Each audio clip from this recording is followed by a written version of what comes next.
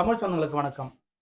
என்னோட பேர்ல பட்டா இருந்துச்சுங்க. திடீர்னு வந்து பார்த்தீங்கன்னா, என்னுடைய பேர்ல இருந்த பட்டா வந்து வேற ஒருத்தவங்க பேருக்கு மாறிடுச்சு. நான் என்ன பண்றதுன்னே தெரியல அப்படின்னு சொல்லிட்டு நம்மகிட்ட ஒருத்தர் கேட்டிருந்தாரு.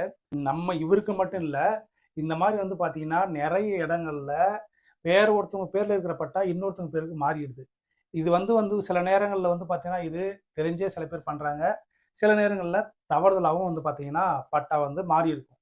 இதெல்லாம் நம்ம எப்படி சரி பண்றது அப்படின்னு பார்த்தீங்கன்னா, முதல்ல உங்களுடைய பட்டா வேற ஒருத்தவங்க பேருக்கு மாறிடுச்சு அப்படின்னா, உங்க பேர்ல இருக்கிற பழைய பட்டாவ எடுத்துக்கிட்டு, இல்ல பழைய ஆவணங்கள் உங்க சொத்து சம்பந்தமான என்னென்ன ஆவணங்கள் இருக்கோ, ஒருவேளை பத்திரம் இருந்தா பத்திரம், இல்ல நீங்க வந்து பட்டா புத்தகம் உங்களுடைய பூர்வீக சொத்து அப்படின்னா, பட்டா புத்தகம் இருந்தா பட்டா புத்தகம், வேற அடங்கல் இருந்தா அடங்கல், இந்த மாரி இல்லன்னா, வீட விட்டு இது எங்களுடைய சொத்து தாங்க உங்களுக்கு தெரியும்ல, இதுக்கு முன்னாடி நாங்க தானே விவசாயம் பண்ணிட்டு இருந்தோம். இது வந்து எப்படி மாறுச்சு?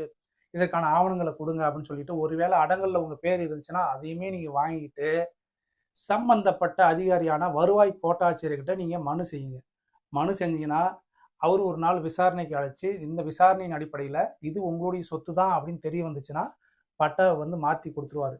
ஒருவேளை என்கிட்ட ஆவணங்கள்லாம் இருக்கு. ஆனா இருந்தாலும் அவங்க மாத்தி குடுக்கல. ஒருவேளை என்னுடைய சொத்து பூர்வீக சொத்து. ஆனா எப்படியோ வேற ஒருத்தவங்க பத்திரம் போட்டு இத மாத்திருக்காங்க. இல்ல எனக்கு பத்திரம் எல்லாமே இருந்துமே, பட்டா வந்து மாத்திருக்காங்க. ஆனா கேட்டா விவரம் சொல்ல மாட்றாங்க. இது இது எல்லாமே வந்து பார்த்தீங்கன்னா, நம்ம முறைப்படி நடவடிக்கை எடுக்கலாம். இத எல்லாத்தையும் பத்தி நம்ம அடுத்த காணொளியில டீட்டெயிலா பேசுவோம்.